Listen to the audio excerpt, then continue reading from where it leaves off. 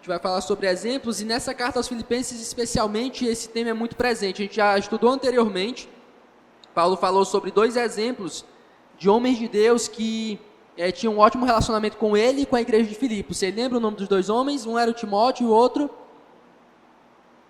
Epafrodito, certo?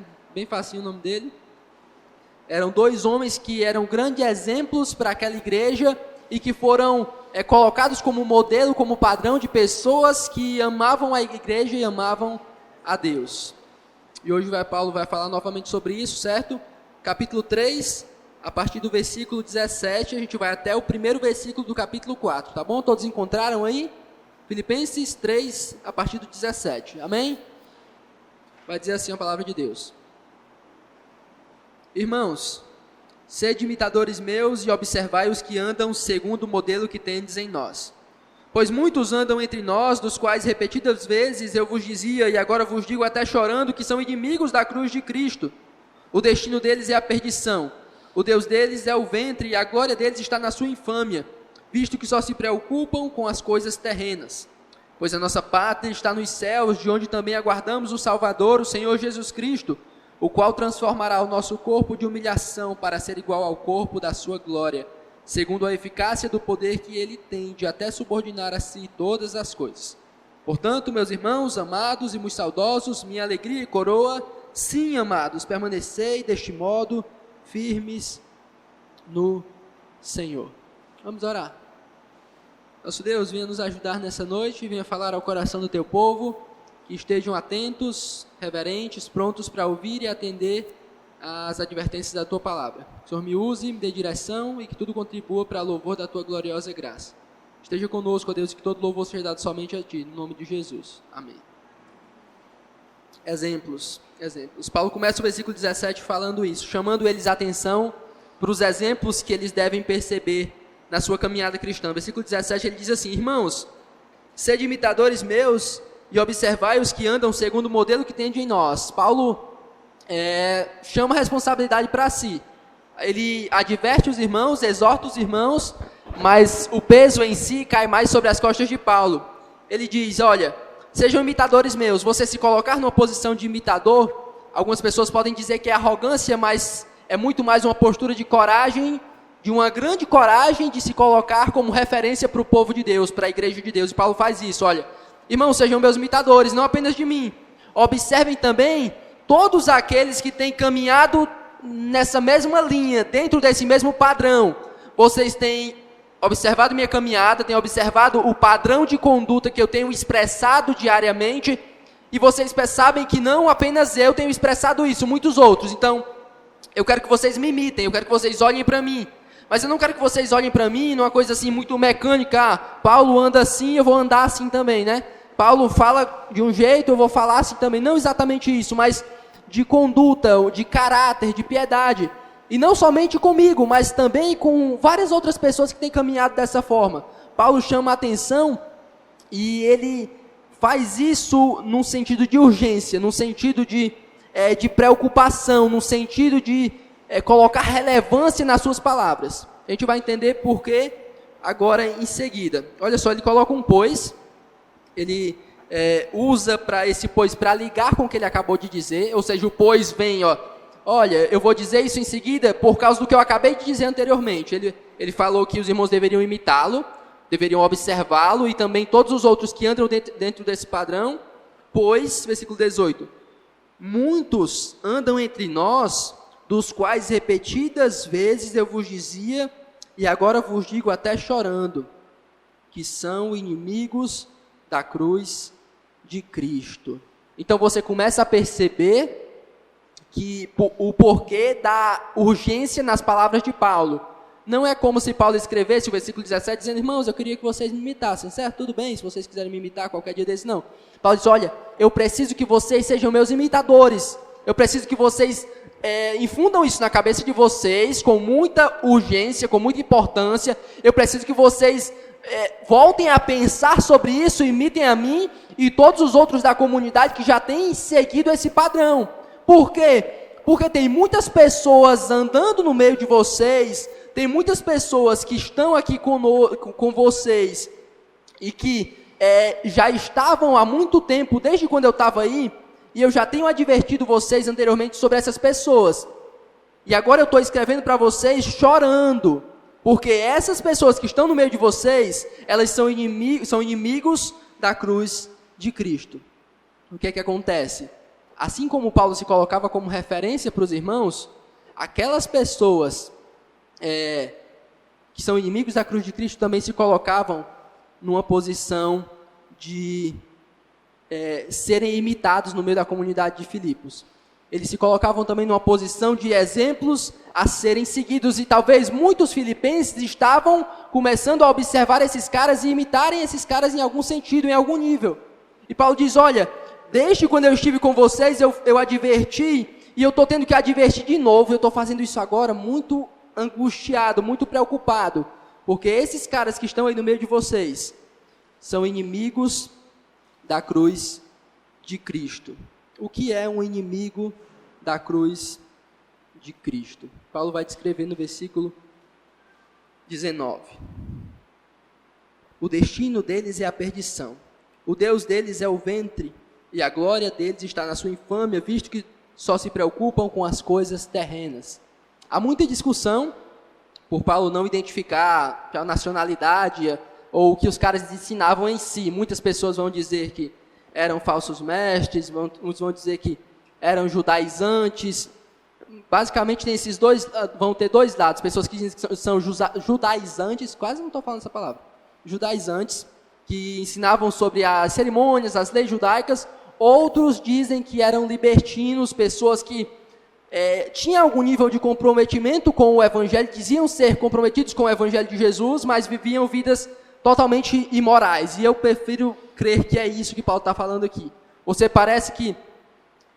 parece que Paulo não está tão preocupado com o que aqueles homens ensinam, mas como eles vivem.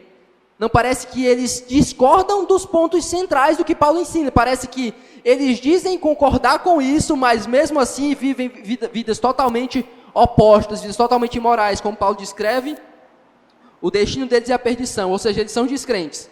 Eles estão condenados, são pessoas que não conhecem a Deus. São libertinos, pessoas que se identificam com o Evangelho, mas vivem vidas totalmente imorais, perversas e distantes de Deus. O destino deles é a perdição, estão condenados. O Deus deles é o ventre, ou seja, o que importa para eles é os seus prazeres, os seus desejos, a sua carne. Eles não estão preocupados com a igreja, eles não estão preocupados com o evangelho, eles não estão preocupados com nada além do seu próprio ventre, dos seus próprios prazeres, da sua própria carne. É tudo que vale para eles, o que dá satisfação a eles é o que importa. É o Deus deles. E a glória deles está na sua infâmia. Ou seja, o que faz com que eles se alegrem é as suas coisas vergonhosas, os seus pecados e imoralidade. Eles se alegram com isso e eles se gloriam disso. Eles não ficam preocupados, eles não ficam envergonhados, eles não mais escondem o que eles fazem. Simplesmente eles se gloriam, se alegram com a sua infâmia, com a sua perversidade, com a sua maldade. São libertinos, pessoas que estão condenadas, que só pensam nos seus prazeres e que não estão preocupados com o que os outros vão dizer, porque eles se alegram e se gloriam nos seus pecados, na sua imoralidade. E Paulo resume isso no final do versículo 19. Visto que só se preocupam com as coisas terrenas. Ou seja, em resumo, esses libertinos, o que define eles é que a mente deles, os anseios deles estão todos aqui. O que importa para eles, o que eles valorizam, o que eles amam, o que eles desejam, o que importa para eles é o que está aqui na terra, é a carne, é o mundo, é os prazeres, é a glória desse mundo. Eles não têm nenhuma mentalidade superior, acima, que transcende, que dá algum sentido maior. Tudo que importa é o agora e desfrutar dos prazeres agora. Eles não têm nenhum objetivo além disso aqui. Eles não têm nenhum objetivo que aponta para algo maior. A mente deles está focada nas coisas terrenas. E os filipenses estavam se relacionando com esses homens, estavam sendo envolvidos por esses homens e estavam de alguma forma começando a admirar homens dessa qualidade, desse caráter. E aí, Paulo vai fazer o contraste. Ele descreve os inimigos da cruz, por isso que o nosso tema é esse: servos do evangelho ou inimigos da cruz, a quem iremos imitar. E aí ele vai fazer o contraste. Se os filipenses estão sendo tentados a seguir esses homens, a imitar esses homens, a observar esses homens e tomá-los como exemplo, Paulo vai explicar quem são aqueles do versículo 17 que ele falou que deveriam ser imitados.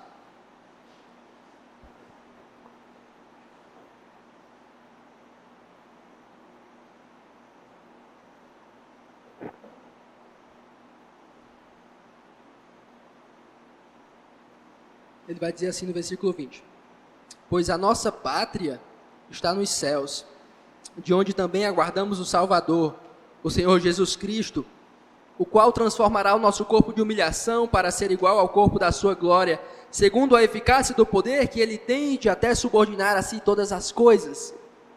Perceba o contraste. Paulo fala sobre homens agora que são o exato oposto daqueles que ele descreveu. Os inimigos da cruz são caracterizados por estarem destinados à perdição, por desfrutarem de prazeres e o prazer ser o seu Deus nesse mundo, de se gloriarem, se alegrarem, se vangloriarem no seu próprio pecado. Eles não se importam: eu quero desfrutar do pecado e eu sou importante por isso, eu gosto disso, eu quero que as pessoas vejam isso.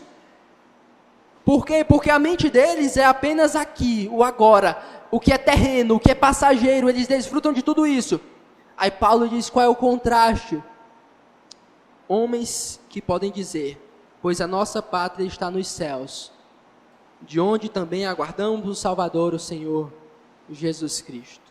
Paulo vai dizer que os homens que deveriam ser imitados são aqueles que têm a sua mente não nas coisas da terra, não nos prazeres da terra, mas que têm uma mentalidade, um entendimento de que eles não pertencem a essa terra, de que eles não foram feitos para essa terra, de que eles têm um objetivo maior, de que há um sentido maior, de algo que pesa mais, de algo que vale mais, de algo que excede a todo esse mundo em glória e em prazer. A nossa pátria está nos céus, de onde aguardamos a Jesus. Vocês estão sendo tentados, vocês estão sendo influenciados a admirar homens que só pensam aqui, que só pensam no agora, que só valorizam os prazeres desse mundo. Mas atenção, a nossa pátria está nos céus. Esse não é o mundo para o qual nós fomos criados. Há algo muito maior, há algo muito mais valioso. O nosso lugar final é muito além disso. A nossa pátria não é esse mundo corrompido, manchado pelo pecado. A nossa pátria está nos céus. Nós somos cidadãos desse outro lugar supremo, superior, mais valioso e mais precioso do que esse mundo que os falsos mestres desfrutam. É de lá que nós aguardamos nosso Salvador. E nós aguardamos por quê? Versículo 21. O qual transformará o nosso corpo de humilhação para ser igual ao corpo da sua glória. Olha só a expectativa, olha só a esperança de Paulo. Os falsos mestres desfrutavam apenas do prazer, da carne, do que está aqui agora. Mas o contraste, os homens que devem ser imitados, eles têm uma pátria superior e anseiam por uma pátria superior. E não só por isso, eles anseiam por um Salvador que vem. Esse Salvador vem justamente para transformar esse corpo carnal, esse corpo pecaminoso, esse corpo manchado pelo pecado, esse nosso corpo totalmente corrompido, e transformá-lo num corpo glorioso, à imagem do seu corpo. A expectativa de Paulo é totalmente contrária aos falsos mestres. Tudo para eles é o seu corpo, desfrutar dos seus prazeres, da sua carne, mas o cristão, a expectativa, o desejo é justamente quando esse corpo que ele tem hoje vai ser transformado em algo muito supremo, algo mais purificado, algo glorificado. Essa é a expectativa de Paulo. Minha garganta amanheceu muito ruim hoje. Essa é a expectativa de Paulo. Ele termina o versículo 21 dizendo: segundo a eficácia do poder que ele tem de até subordinar a si todas as coisas. Ou seja, é através do poder de Deus, através do poder do Senhor, que essa transformação vai acontecer, e ele anseia, ele espera por isso. Resumindo, eu fiz o resumo daqueles homens, os inimigos da cruz, e o resumo deles é: tudo se resume aqui, ao que é terreno, ao que é passageiro, aos prazeres da carne. E os homens que devem ser imitados, os cristãos, qual é o resumo deles? Eles pensam nas coisas celestes, eles pensam na sua pátria, eles pensam no dia em que o corpo carnal vai ser destruído e eles terão um corpo superior, glorificado.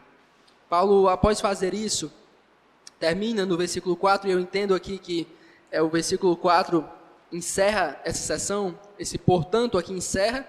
Há algumas discordâncias quanto a isso. Eu creio que o que o Carson fala é o melhor. Ele diz que esse é um texto que aponta tanto para o que acabou de ser dito, como para o que virá em seguida. E ele liga com o capítulo 4, mas eu prefiro ligar com o final do capítulo 3, que diz assim: portanto, meus irmãos amados e muito saudosos, minha alegria e coroa, sim, amados, permanecei deste modo firmes no Senhor. Paulo termina fazendo esse contraste, termina mostrando que aqueles caras inimigos da cruz não devem ser imitados, não devem ser observados como exemplos, mas aqueles sim, aqueles que almejam a pátria celestial, aqueles que têm um anseio pela eternidade, aqueles que têm a expectativa de que esse corpo carnal vai ser transformado em algo muito glorioso. Então, meus amados, sabendo disso, permaneçam firmes no Senhor. Deixam de olhar para aqueles exemplos fúteis e morais. Olhem para exemplos como esses homens que têm andado no padrão que Jesus estabeleceu. Permaneçam firmes nisso. Vocês são muito amados, eu tenho saudade de vocês, de encontrar vocês, então permaneçam firmes no Senhor. Certo? Eu quero fazer algumas aplicações para a gente encerrar.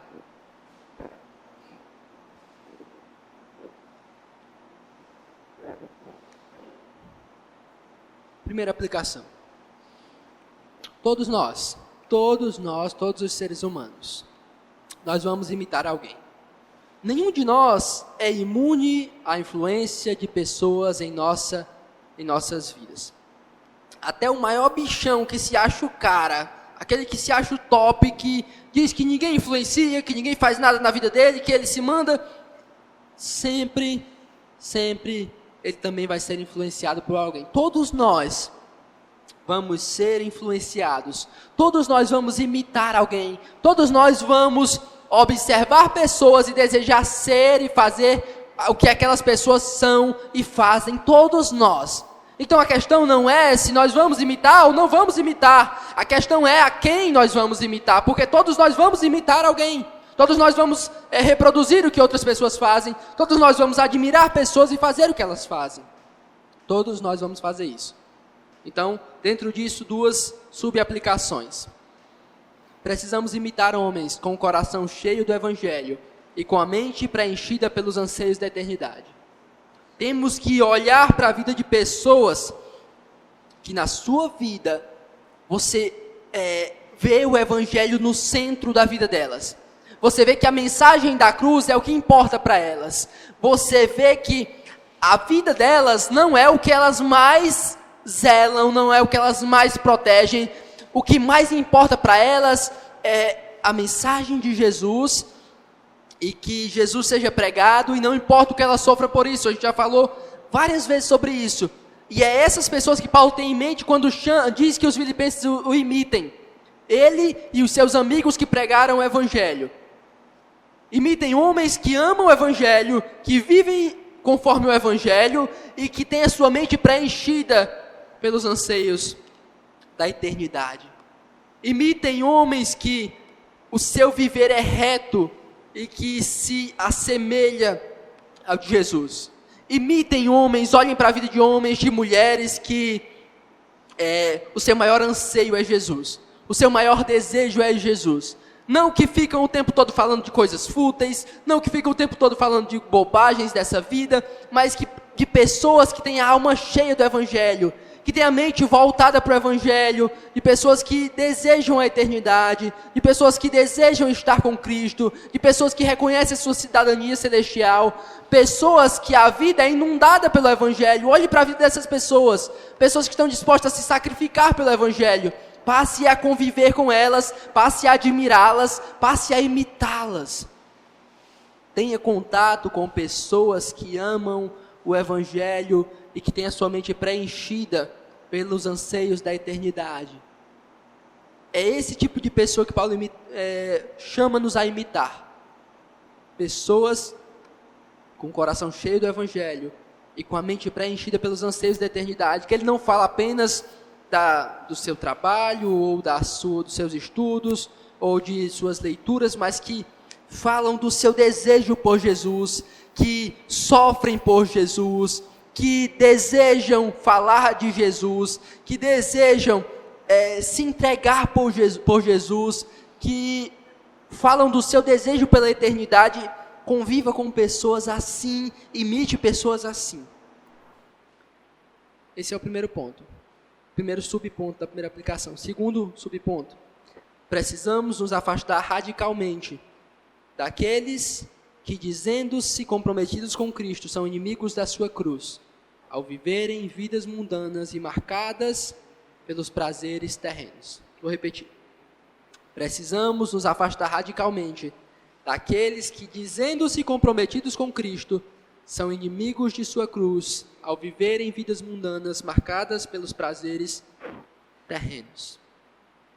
Aqueles homens, aparentemente, pelo contexto, não ficavam dizendo, isso é mentira.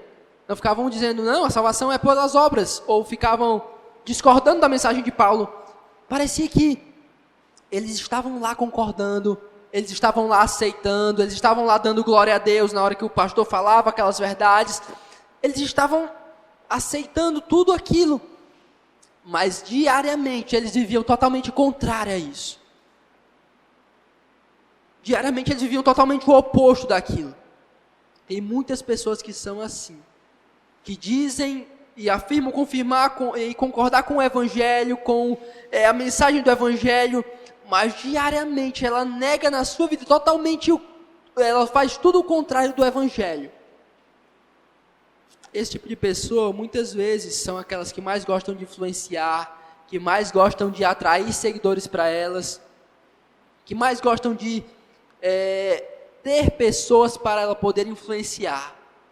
E são essas pessoas as mais danosas para nós, as mais prejudiciais para nós, as que mais causam danos à nossa caminhada cristã e à nossa vida. Porque aparentemente não há nada de errado com ele.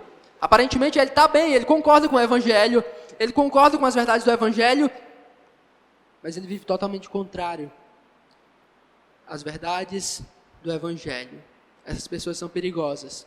Por isso que Paulo escreve para os irmãos, escreve chorando, escreve, meus irmãos, eu já disse tantas vezes para vocês, já repeti tantas vezes, e agora eu estou escrevendo chorando, porque tem muitas pessoas aí que estão influenciando vocês, que são inimigas da cruz, elas vivem vidas totalmente imorais, perversas, e vocês estão querendo imitar essas pessoas. Nós não podemos imitar pessoas, mesmo que elas digam concordar com o Evangelho, crer no Evangelho, se elas vivem vidas totalmente imorais e contrárias ao Evangelho. Se afaste, se distancie, rejeite a amizade, rejeite a proximidade com pessoas que descaradamente vivem vidas perversas e imorais, marcada por prazeres da carne. Se distancie, se afaste, queira distância de pessoas assim, que são inimigas da cruz. Não porque elas dizem que a mensagem da cruz não existe, mas porque mesmo dizendo que a mensagem da cruz existe, elas desprezam a mensagem da cruz ao viverem vidas perversas e imorais. Inimigos da cruz não necessariamente precisam negar a cruz. Inimigos da cruz podem ainda assim dizer que concordam com a cruz, mas viver como se a cruz não tivesse valor ou sentido algum. Se afaste dessas pessoas.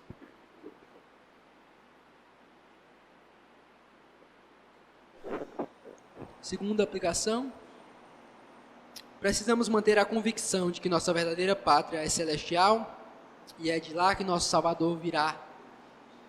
nos buscar. Meus irmãos, precisamos ter isso no nosso coração. Entender de uma vez por todas que mais do que cascavelenses, mais do que cearenses, mais do que nordestinos, brasileiros, mais do que qualquer outra identificação regional, nacional, qualquer outra coisa, nós temos uma pátria celeste. E o nosso nome está gravado nos céus por Jesus. Nós somos identificados como cidadãos desse lugar. E lá é realmente de onde nós somos. Por isso que nós não vivemos conforme esse mundo. O problema aqui é que quando nós passamos a esquecer que é de lá que nós somos e que não somos daqui, a gente passa a viver somente como cidadãos daqui. E vivendo como cidadãos daqui, nós estamos falhando em viver como cidadãos celestiais. Você vai ter que colocar lá na sua cabeça, no seu coração, a convicção de que eu não fui feito apenas para isso. Há algo maior, há algo mais importante, há algo mais valioso, há um lugar supremo, não edificado por mãos humanas, não corruptível, uma pátria celestial. Para nós isso dá para tirar milhões de aplicações disso, mas aprenda que é algo glorioso, aprenda que é algo maravilhoso. Você tem um lugar que ninguém pode entrar para assaltar, que ninguém pode destruir.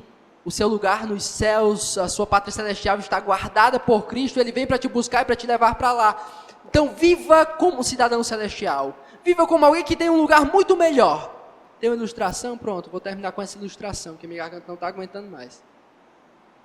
Amigo nosso, acho que não sei se o Guilherme vai se lembrar, mas esse aqui, eu não sei de onde ele tirou até hoje, talvez o Guilherme vai se lembrar. Na verdade, a gente nem é mais amigo, né? Ele saiu daqui, eu não vou citar nomes para não causar problemas.